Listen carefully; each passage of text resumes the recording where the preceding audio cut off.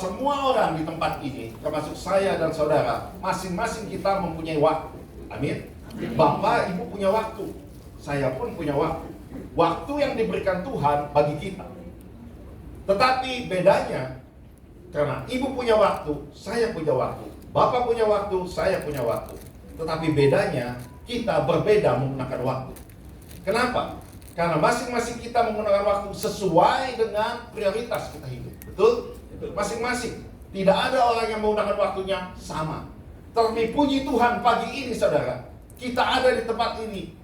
Waktu yang saudara punya dan saya punya, kita sediakan untuk hari ini punya acara. Thanks God bahwa Ibu dan Bapak telah memberikan waktu di tempat ini. Meskipun masing-masing mempunyai waktu. Itulah yang Tuhan mau. Unity di dalam Dia. Mari Ibu Bapak yang terkasih dalam Tuhan, sebelum kita mau mendengarkan firman Tuhan, lebih baik kita masuk dalam satu pengakuan. Mari bersama-sama kita boleh berseru dengan firman Tuhan. Efesus 2 ayat 10 dikatakan demikian, bisa ditampilkan. Efesus 2 ayat 10 sebagai pengakuan kita pagi ini. Sebelum kita mendengarkan lebih lanjut firman Tuhan. Sudah? Karena kita ini, ayo bersama-sama. Mana? Efesus 2 ayat 10 bisa ditampilkan? Karena kita adalah buatan Allah. Ya. Karena itu Mari Ibu Bapak, kita sama-sama baca pengakuan iman kita. 1, 2, 3. Karena kita ini buatan Allah, diciptakan dalam Kristus Yesus untuk melakukan pekerjaan baik yang dipersiapkan Allah sebelumnya. Dia mau supaya kita hidup di dalamnya. Amin. Amin. Siapa mau? Tuhan mau. Bapak Ibu yang terkasih dalam Tuhan, apabila kita mengakui firman ini, kita harus hati-hati dalam kehidupan kita. Karena apa, Pak? Bapak Ibu yang terkasih, hidup adalah pemberian. Firman katakan, hidup adalah siapa? Pemberian Tuhan. Yang mengatur siapa? Dia yang mengatur. Jadi hidup adalah pemberian Tuhan. Dan hidup itu adalah proses. Tuhan kasih sesuai dengan kasih karunia-Nya. Kenapa Ibu jadi guru? Kenapa Bapak jadi guru? Ini kasih karunia Tuhan. Mengakui, tidak mau diakui, tetap Tuhan beri. Hidup adalah pemberian. Pemberian dari Dia yang pegang hidup kita. Hidup adalah proses. Proses yang harus Bapak dan saya jalani. Kita semua harus jalani proses yang diberikan Tuhan di dalam kehidupan kita. Dan pada akhirnya Bapak Ibu, perlu diketahui sesuai dengan firman Tuhan, hidup harus dipertanggungjawabkan. Betul? Firman Tuhan berkata, pada akhirnya masing-masing orang harus mempertanggungjawabkan perbuatannya, baik itu baik maupun buruk di depan Dia. Jadi 3 hal yang perlu diingat dalam kita menjalankan profesi kita. Hidup adalah pemberian dari Tuhan, karena kita dipilih dan dipanggil. Yang kedua, hidup adalah proses. Enak tidak enak harus kita jalani dengan ketekunan dan ketaatan di dalam Tuhan. Dan yang ketiga adalah pada akhirnya, at the end of the story, Bapak harus mempertanggungjawabkan panggilan kita. Amin. Kita setiap hari mungkin Ibu bergelut dalam bidang pendidikan. Tentunya Ibu akan mengajar, mendidik anak-anaknya dengan baik sesuai dengan apa yang Tuhan berikan. Tetapi perlu diingat, Bu, ada 3 hal yang perlu kita soroti pagi ini bagi kita di dalam profesi dunia yang kita jalani. Pertama adalah kita, dunia sana, semua orang melakukan sebagai physical action. Tindakan yang bersifat fisik, yang melakukannya dengan baik-baik. Anda mengajar tentu perlu fisik. Anda berbicara perlu fisik, panca indera. Physical action. Yang kedua, dengan dunia pengetahuan, kita masuk di dalam mind action, pikiran. Betul? Tidak ada yang mengajar tanpa pikiran. Pasti Tuhan berikan hikmat pikiran yang baik. Ingat, physical action dilanjutkan dengan mind action, pikiran. Tetapi bagi orang-orang percaya, ini bedanya. Ini bedanya. Bagi orang-orang percaya, tidak cukup hanya physical action, tidak cukup hanya mind action, tetapi Bapak Ibu semua harus bertindak dengan spirit action. Amin? Bapak Ibu, apakah kita hari ini telah merenungkan ini? Apa yang Tuhan mau sesuai firman tadi? Tidak hanya physical action, tindakan secara fisik, juga pikiran, pengetahuan, nanti ada AI segala macam. Tapi yang terlebih penting, ajar anak-anakmu dengan spirit action. Makanya perlu berdoa. Kita tidak bisa hanya mengadakan physical dan mind action saja. Itu hanya sekedar sebatas pengetahuan. Tidak bisa menembus breakthrough kepada apa yang Tuhan mau. Kalau kita mau Tuhan bekerja dalam profesi kita, harus spirit action didahulukan, baru turun kepada mind action dan physical action. Amin.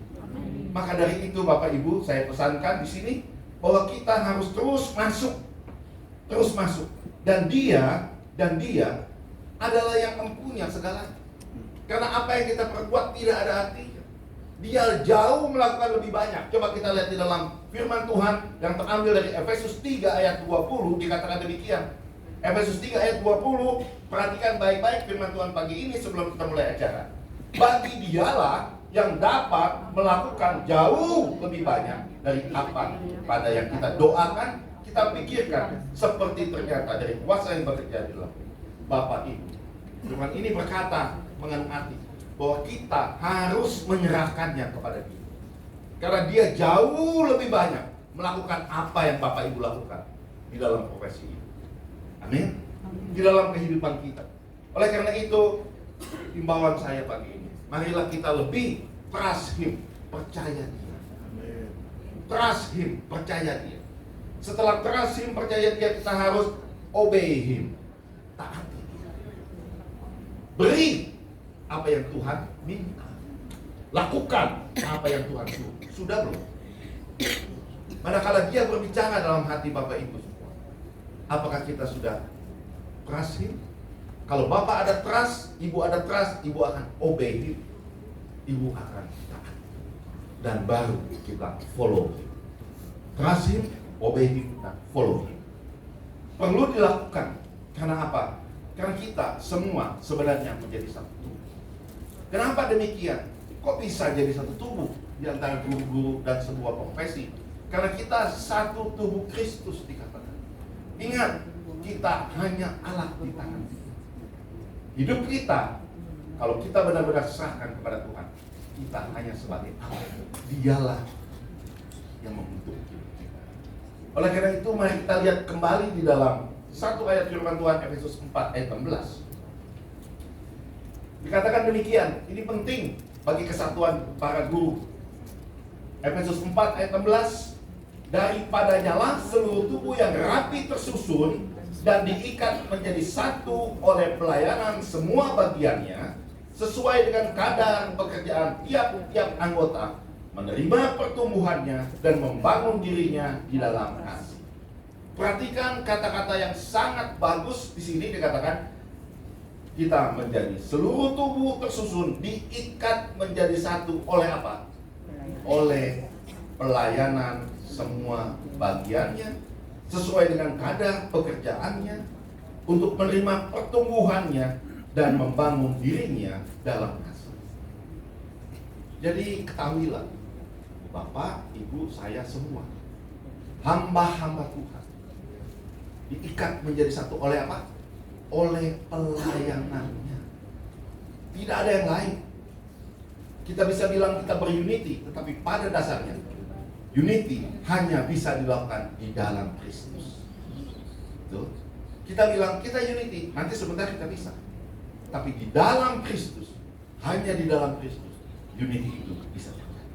Unity yang sejati adalah unity di dalam Kristus. Kalau kita lihat pelayanan kita sebagai apa yang kita terima, supaya kita apa? Menerima pertumbuhannya. Pertumbuhan yang bagaimana? Bapak Ibu, pertumbuhan kedewasaan rohani bukan apa yang Ibu Bapak telah alami dalam tekanan hidup ini. Bukan. Itu proses. Pertumbuhan kerohanian kita hanya bisa terjadi dengan baik.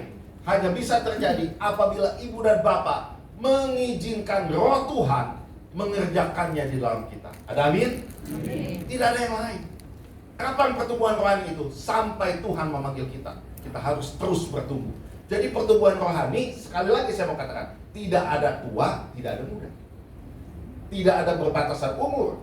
Karena pertumbuhan rohani yang diminta oleh Tuhan Yesus adalah terus mengiring dia sampai akhir. Kita harus terus mengenal Dia lebih lagi, sampai akhir. Jadi pertumbuhan rohani hanya bisa terjadi apabila kita mengizinkan Roh Tuhan mengerjakannya di dalam kita.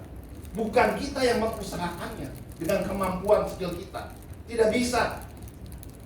Pengetahuan, kemampuan, skill bisa diusahakan oleh kemampuan Bapak itu. Tetapi pertumbuhan rohani hanya dengan cara mengizinkan Roh Tuhan mengerjakannya di dalam kita. Pertanyaannya pagi ini sebelum kita masuk di dalam acara penting kita.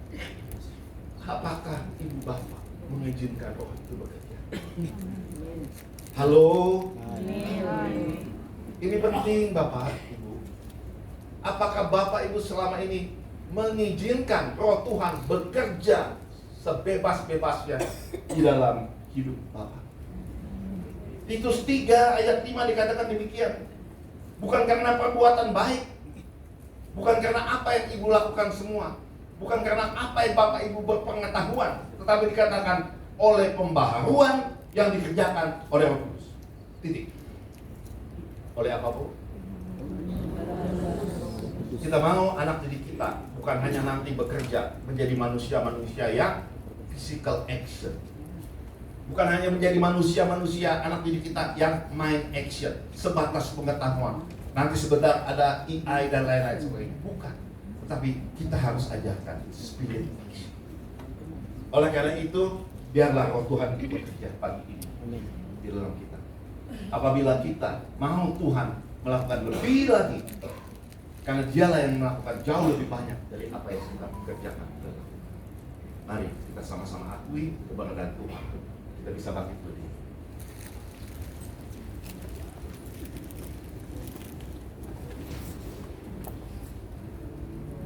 Bapak Ibu yang terkasih, sebelum kita berdoa, dengar baik. Setiap orang harus menerima pertumbuhan rohaninya. Betul? Dan itu adalah proses. Tadi saya sudah katakan, itu adalah proses. Proses tahapan yang Tuhan minta. Tidak ada orang manusia rohani yang instan langsung jadi rohani. No way, Tuhan bilang. Tidak ada alasan orang menjadi rohani mendadak-mendadak. Tidak ada. Karena kalau tidak, Tuhan tidak bilang masuk dalam sanctification. Apabila orang mendengar firman Tuhan, biarlah dia boleh menerima firman itu. Jangan tolak. Itu kerinduan kita. Seperti yang Tuhan Yesus katakan. Datang kepadaku, dengar dan terima. Yang kedua, apabila dia percaya Tuhan, biarlah dia mengakui dengan mulut, mengaku, hati percaya. Amin. Jadi tahapannya mendengar, harus menerima firman itu. Jangan tolak, jangan keraskan hati. Itu syarat. Dan kalau kita percaya Dia, kita harus mengakui Dia. Amin. Bagaimana Pak? Saya bertobat. Pertobatan adalah mulai pertumbuhan yang baru. Tetapi pertumbuhan tidak bisa stop. Harus naik lagi level yang tinggi. Namanya mengasihi. Amin. Kalau Anda mengasihi, baru Tuhan katakan melakukan.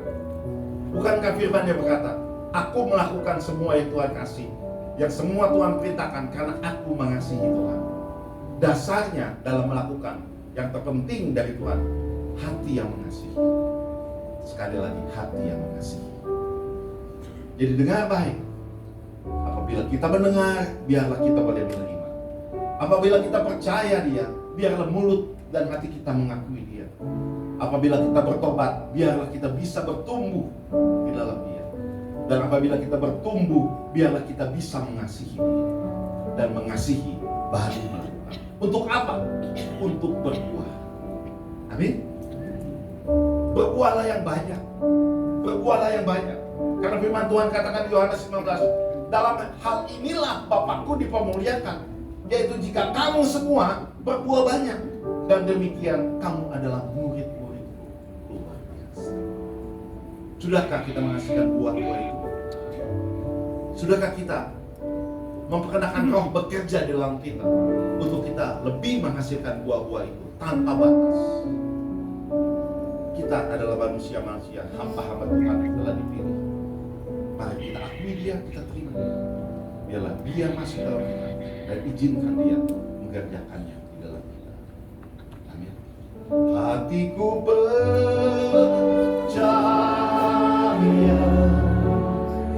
hatiku